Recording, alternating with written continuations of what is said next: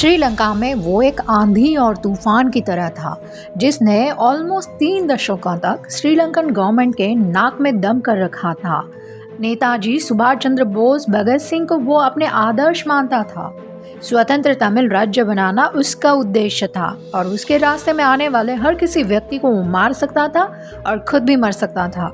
लेकिन उसकी यह हद से ज्यादा आक्रामकता ही उसके उद्देश्य से उसे दूर ले जा रही थी और इसी के चलते उसने अपने ही तमिलियन लोगों को आग में झुलस दिया। वो क्रिएटर से डिस्ट्रक्टर बन चुका था।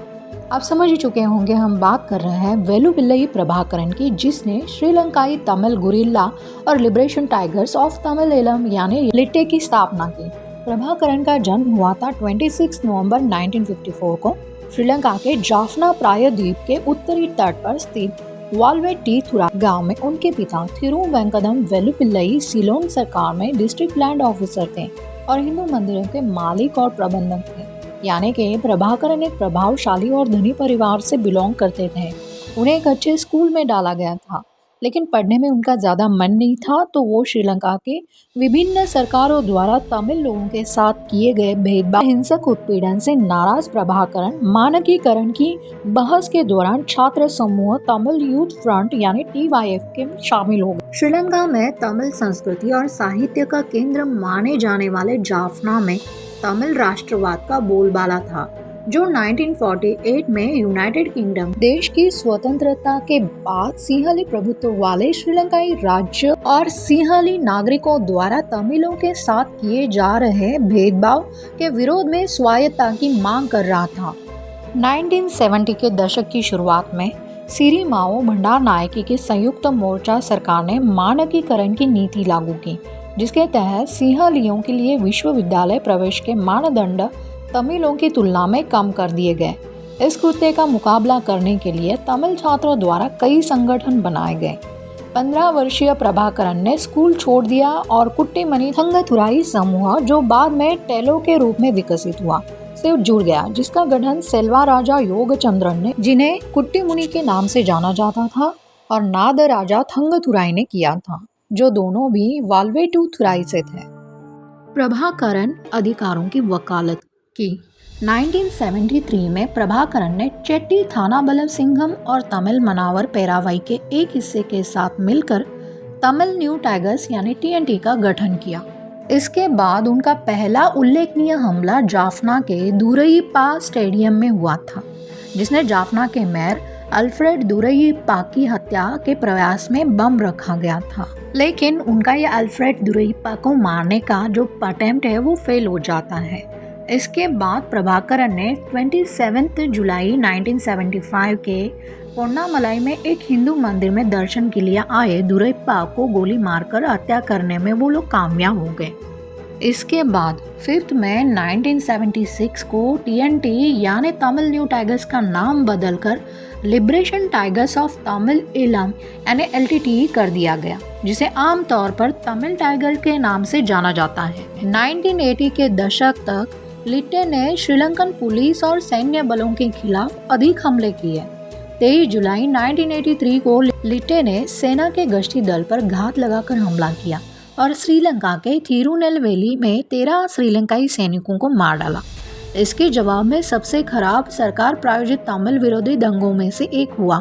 इस घटना को ब्लैक जुलाई के रूप में भी जाना जाता है, जिसके परिणाम स्वरूप तमिल घरों के और दुकानों को नष्ट कर दिया गया। सैकड़ों तमिलों की मौत हो गई और लाख से अधिक तमिल बेघर हो गए। दंगों के परिणाम स्वरूप कई तमिल लिट्टे में शामिल हो गए और लिट्टे ने ईलम युद्ध की शुरुआत को हित किया। प्रभाकरन श्रीलंका में सबसे ज्यादा वांटेड होने के बावजूद भी उन्होंने अपना पहला भाषण 4 अगस्त 1987 को सुथुमलाई अम्मन मंदिर में 1 लाख से ज्यादा लोगों के सामने दिया, जिसमें उन्होंने लिट्टे की स्थिति स्पष्ट की। इस भाषण को श्रीलंकाई तमिल राष्ट्रवाद में ऐतिहासिक मोड़ के रूप में देखा जाता है। उसी वर्ष एशिया वीक ने प्रभाकरन की तुलना क्रांतिकारी चे ग्वेरा से की, जबकि न्यूज वीक ने उन्हें किंवदंती का पात्र कहा। 1986 तक श्रीलंका सरकार और LTTE के बीच हालात बिगड़ते ही जा रहे थे। वहीं श्रीलंका सरकार ने भी लिट्टे लोगों को काबू करने के लिए हर कोशिश की।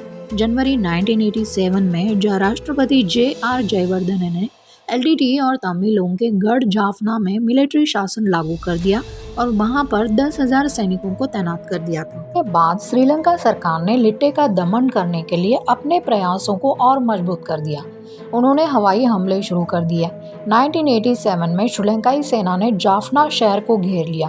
तब भारत सरकार ने श्रीलंका से तमिलों के खिलाफ हिंसा रोकने के लिए अपील के साथ उसे चेतावनी भी दी थी, लेकिन सिंहली मूल के जयवर्धने पर इसका कोई असर नहीं हुआ। इसी बीच श्रीलंका ने भारत के लिए मुश्किलें खड़ी करना शुरू कर दिया था। 1987 में श्रीलंका की नजदीकियां चीन और पाकिस्तान के साथ बढ़ने लगी। इससे भारत को नुकसान हो सकता था। चीन पाकिस्तान से नजदीकी के चलते भारत ने मजबूरी में वहां सेना भेजी थी।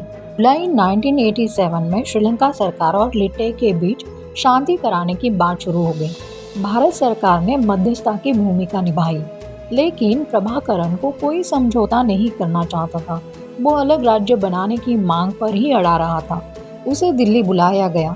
उसने राजीव गांधी से मुलाकात की। उसने राजीव गांधी की बात मानी और साथ ही में शर्त रखी कि देश में शांति स्थापित होने के बाद उसे श्रीलंका सरकार में अहम भूमिका दी जाए। इसके बाद 29 जुलाई 1987 को कोलंबो ने तीनों पक्षों ने शांति समझौते पर साइन किए। इस समझौते का असर हुआ कि श्रीलंका में सरकार और लिट्टे के बीच लड़ाई रुक गई। श्रीलंकाई सेना की वापसी के बाद और जाफना चुनाव होने तक शांति बहाल रखने का काम भारत को दिया गया था। इसके लिए इंडियन पीस कीपिंग फोर्स यानी IPKF का गठन करके वहां भेजा गया था। भारतीय सेना ने लगभग 80,000 सैनिकों को श्रीलंका भेजा गया। माना जा रहा था कि लिट्टे समर्थक भारतीयों से नहीं लड़ेंगे, इसीलिए भारत की फोर्स केवल निगरानी करेगी। लेकिन इसी दौरान प्रभाकरण ने शांति समझौते को मानने से इनकार कर दिया। उन्होंने भारतीय सेना पर ही हमला करना शुरू कर दिया, लेकिन भारतीय सेना ने भी फिर उन्हें काबू करने के लिए रणनीति तैयार की।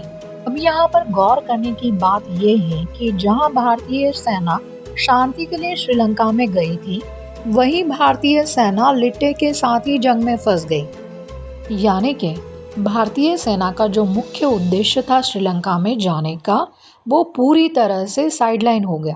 इसका खामियाजा भारत को बहुत बुरी तरह से भुगतना पड़ा।